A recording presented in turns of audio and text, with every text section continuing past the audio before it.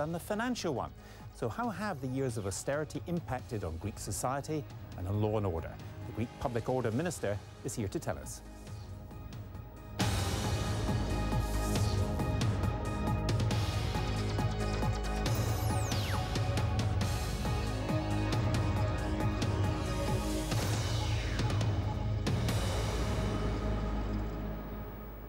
Nikos Dendias, a warm welcome to Hardtalk.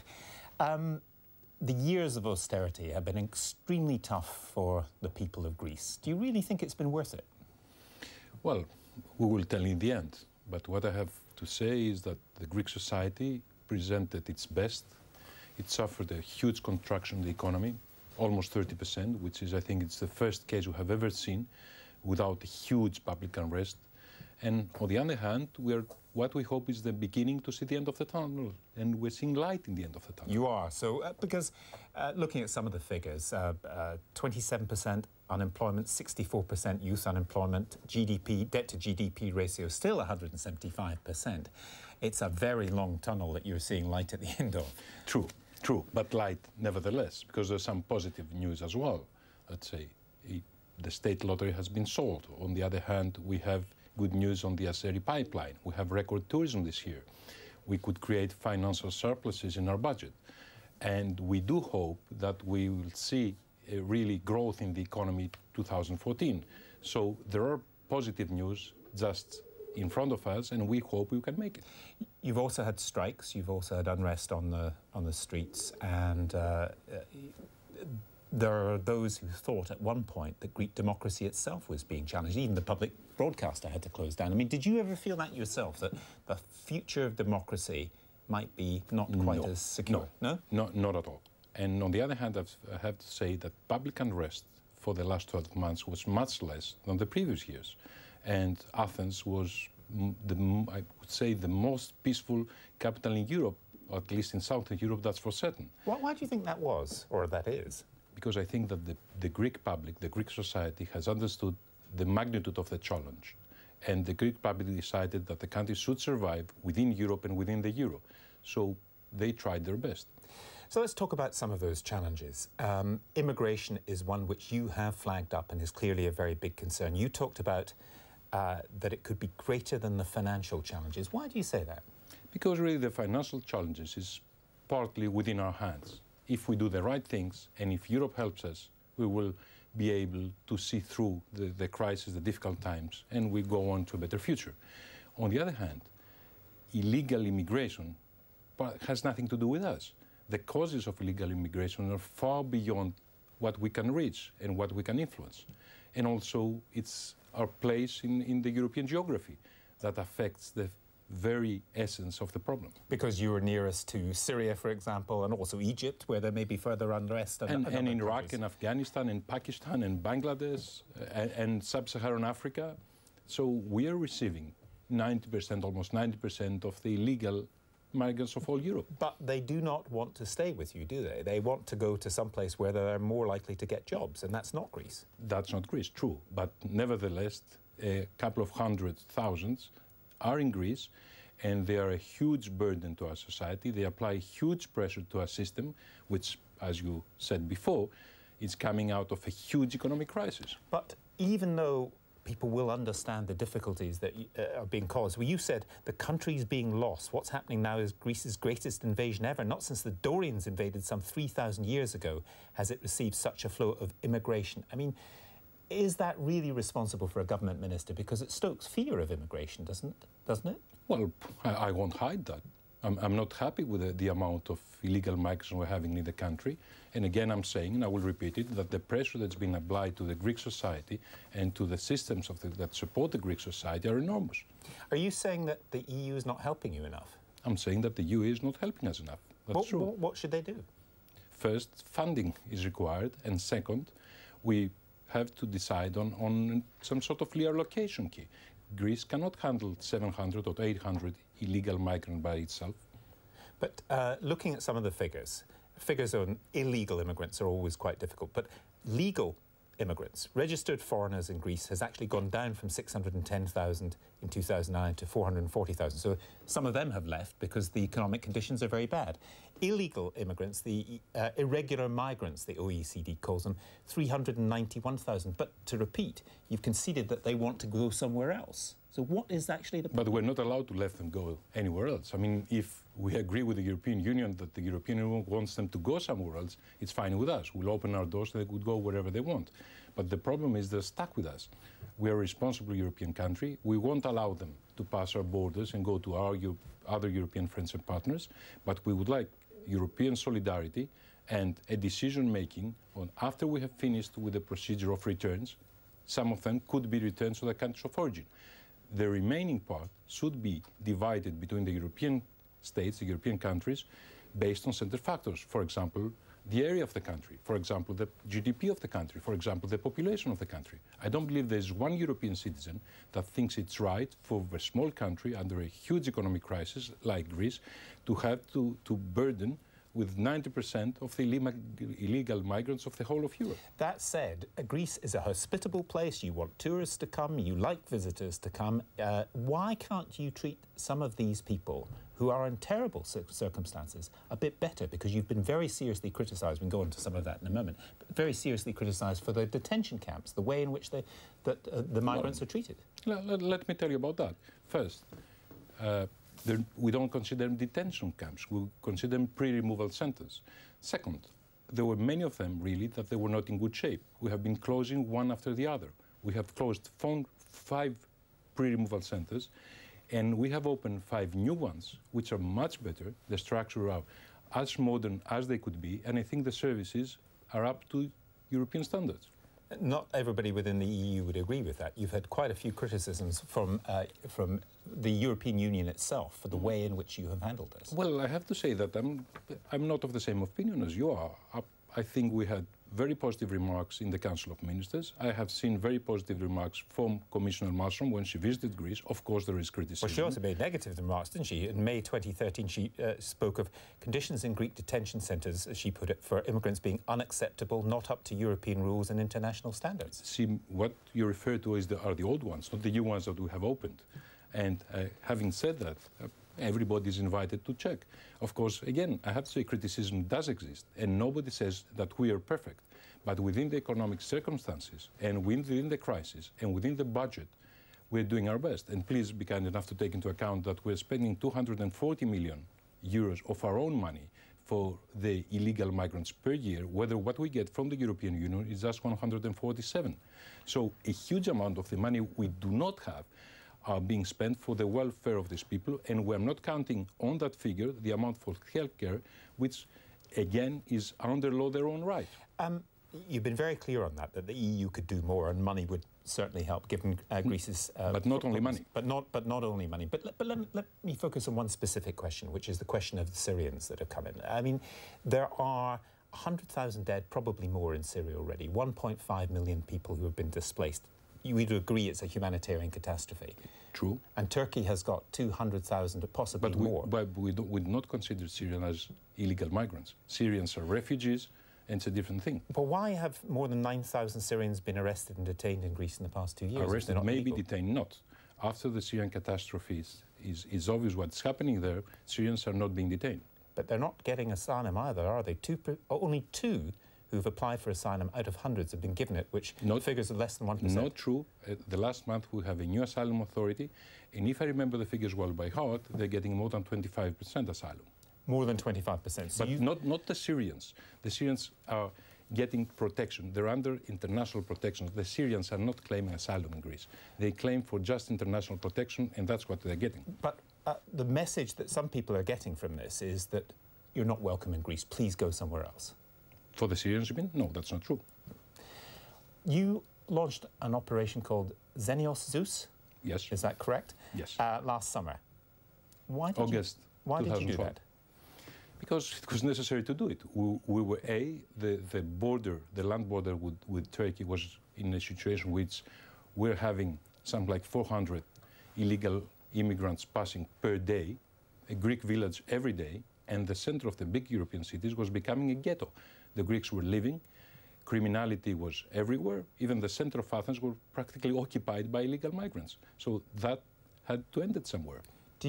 Are you satisfied with the way that was conducted? Because you've been criticised internally and externally by human rights groups. I mean, one said it was a racist pogrom.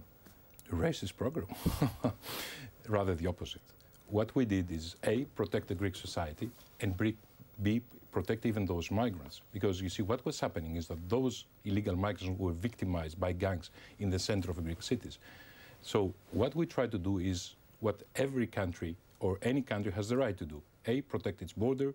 B, protect its citizens. C, apply human rights to people that are legally within the country. It's certainly true that they've been victimized by people traffickers bringing them in, and also by some criminal elements, and that's widely accepted. I'm glad you agree. Well, it's not for me to agree. Human Rights Watch certainly says so, and they also say the Greek police forcibly took almost 85,000 foreigners to police stations to verify their immigration status. No more than 6% were found to be in Greece unlawfully, suggesting the police are casting an extraordinarily wide net. In other words, if you look foreign, you're going to go to the police station. No, that's not true at all. Look.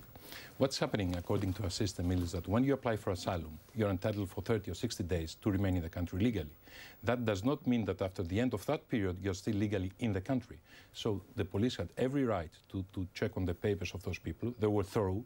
Just checking the middle of the road, you agree, wouldn't be the right thing to do. Now, if all of them, or those who had the right to remain in Greece for at least an amount of time, they were sent free from the police station. I mean, what's wrong with that? But wasn't this a bit of a waste of resources, pulling in 85,000 people when there's a very, very small minority who are actually there without the right papers? Not at all, because at least we have the data for those people now, and we have files for them, we know who they are, we know who is in the country. Human Rights Watch also claimed that almost everyone interviewed by Human Rights Watch complained of rude, insulting and threatening behaviour from the police, and 4 people described physical abuse. I mean, are you satisfied that the police are handling these people with the kind of sensitivity that you would want? I believe yes. I have to say, I didn't see even one policeman being sued by anybody on specific accusations. Being sued? But I mean, you appreciate how difficult that is. If you were an immigrant to a country, but we're speaking about immigrant, suing the police is very tricky. Yes, on the other hand, we're speaking about 86,000 people, not even one. So you think that there are no cases that Human Rights Watch have got it completely wrong? Well, what I'm saying, there's no police in the world that is perfect. And I'm not saying Greek police is perfect. I'm only saying Greek police is doing its best under the circumstances. But on the other hand, criticism about barbaric behavior, that's again something that I'm not going to subscribe.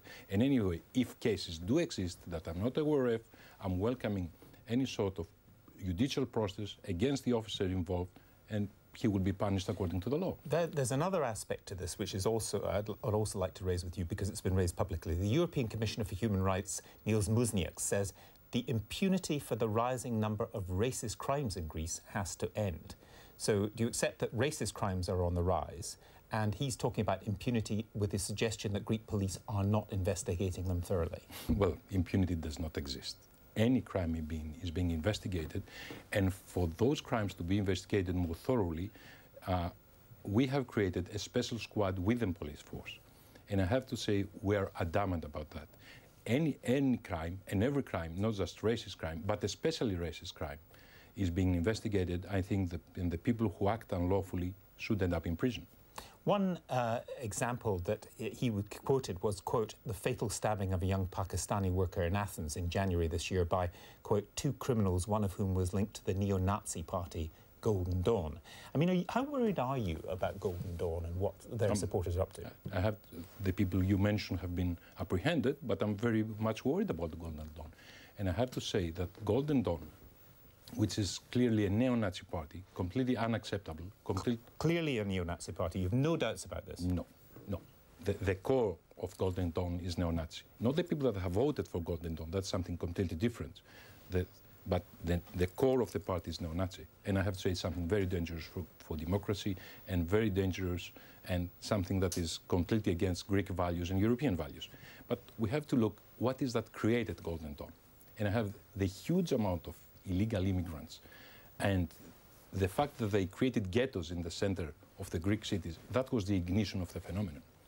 So the two things are linked in this sense, in your view, then, that the illegal immigrants and the people coming up against them in the cities, feeling that they're losing Greece, as you were... they're losing their lives. They're losing their lives. They were afraid that they're losing their lives. And this is leading to the rise of Golden Dawn, who took, I think it's 7% of the votes in the last elections. They're polling a little bit more than 10% now in the opinion polls. In the polls. But, I mean, that's a very sizable chunk of the Greek population that supports a Nazi party. So that shows that it would be impossible for me to agree that 10% of the Greek population had become Nazis. Please allow me to remind that during the Second World War, 1/10 of the Greek population perished because of the Nazi occupation. So I'm not ready to accept that the Greek society had become, a sort of neo-Nazis, at least 1 in 10. What's happening so? We have to figure out what's happening, and I gave you an explanation on how it started. Of course, also, if you add up the economic crisis, that is why we're at this point. But by saying that, I'm not saying that we're going to be soft on Golden Dawn, rather exactly the opposite. We see there have also been reports of the police, some police officers, saying to crime victims, if you want help, go to Golden Dawn. Well, I really had I've heard it myself as well, but I had no proof of that. But your view of that, if it happens, is presumably... I will punish the police officer. You'll punish him immediately. But there are also reports that a very large number of police are voting for Golden Dawn. Well, I cannot control what people vote in my country. Nobody can. No, but you can be worried about it. But as I told before, I'm very worried of the Golden Dawn phenomenon. And on the other hand, what I could control is the behavior of the policemen. So they have to abide by the law and by the police regulations. But it would be extremely worrying for you in your official capacity if a section of the police force, as has been alleged quite repeatedly actually within Greece, were voting for a neo-Nazi party. Well, I have to say I don't believe it. But if you look at the Golden Dawn pages in the internet, you will see that I'm their prime target, and the police force is their arch enemy. So those two things do not really go with each other. What is their threat to Greek democracy? I mean, do you think they've now peaked? Because they seem to be becoming more and more attractive. What is their threat? What are you worried about? Well, if we succeed on dealing with the irregular migration phenomenon, and if we are able to show to the Greek public that we're going to get out of the crisis, I think we would face down the Golden Dawn phenomenon. Why, just one other aspect of this, and I want to talk a little bit about the future and how you see things developing, but one other highly political charged question has been the anti-racism bill, or bills. There's various alternatives. Why has your party decided that, unlike your coalition partners, you are not prepared to support the bill they want? Because we thought it was legally wrong. There were mistakes in the way it was drafted, and that the existing legislation, with various changes, could support the cause of anti-racism much better than creating a new legislation. But does that mean you've set your face against all possibilities for an anti-racism? Not at all. So what would you consider? Because you could, I mean, in terms of the kind of message that's being sent out, you're going to be very tough on illegal migrants. You've said that you would like more help from the EU to do so. But would it not help diffuse a lot of these criticisms if you supported an anti-racism bill that made it absolutely clear where your party stands on this? Well, all the people that criticize us for not really supporting that bill, I'm sure that nobody has read the bill. And nobody knows what is the existing Greek legislation against racism. So what we're saying is we have enough laws, some changes may be needed, but creating a new legislation won't help, rather the opposite. It will create more obstacles in persecuting those people. How do you see the light at the end of the tunnel that you referred to being achieved? I mean, what is the point of hope that the Greek people have to hold on to? Well, that the economy will improve in the end of the day, that the illegal migration issue would, if not resolved, at least addressed, and also that the European North would understand that the kind of approach to the problems of the South does not work out well. And in terms of how long that might take, I mean, there are those who say, if Greece is the good boy of Europe, if you do everything that is expected of you, if you accept the bitter pill of austerity, in 2020 it will still be difficult. So even 7 years ahead, it's going to be terrible. Well, I'm sorry to say we don't have 7 years.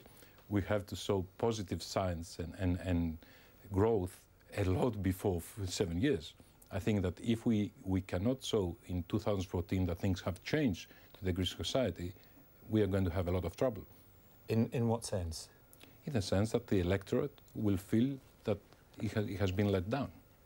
Ah, and so there will be a rejection, and because you face the extreme of the right in Golden Dawn, and you also face a party on the far left, Syriza. And do you think, is that your concern, that you have basically got a year to convince the Greek people that this is working? At least to show some clear signs that their life could become better. But I have to say, having said that, I'm rather confident that we're going to achieve that. How much is riding on how well you do in tourism this year, do you think? A lot, a lot.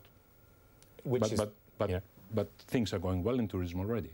I mean, nobody could predict what will happen in the next 3 months, but we're already well into the tourist season. I have to say it's going superbly. Which is why Greece's image and all these other things that we've talked about is really important, is it not? It is, yes. So, do you ever think that it would have been better just to get out of the euro and to devalue, to return to the old currency, bring back the drachma? Well, I don't see any future in getting out of the euro, and I don't see any future in getting out of Europe. Our futures lie with Europe and within the European Union and the European Monetary Union, and I'm confident that we're going to survive there and achieve our goals. But there, you understand that it's not confined to Greece, this sense of disillusionment that many people have in Portugal, for example, or in Spain, about how the EU works. Euroscepticism is not just a British phenomenon, it's become a Southern European phenomenon, is it not? No, well, if we achieve our goals, then everybody again will have a part of that European dream that we all believe in. Now, if we don't achieve our goals, then those people that have a negative view of Europe would have been proven right. And how far is resentment about Germany's role in this still a big issue for your country? Well, it's not a resentment, really. It is obvious that some parts of the program were wrong. And also the strongest countries should have seen that from the beginning. There was a huge contraction created in the Greek economy, almost 30%, which really is much more than any economy in the world could sustain without a revolution. So it's obvious that some things that were imposed on us were not right. On the other hand, we were also at fault on certain issues, so nobody's perfect. But do you think the northern countries now get that? Germany specifically now gets the difficulties that you have been put in? Well, I think Germany now understands the situation. And after the German election, I think we will see a different approach from the German side. Nikos Dendias, thank you very much. It's been a pleasure. Thank you. Thank you.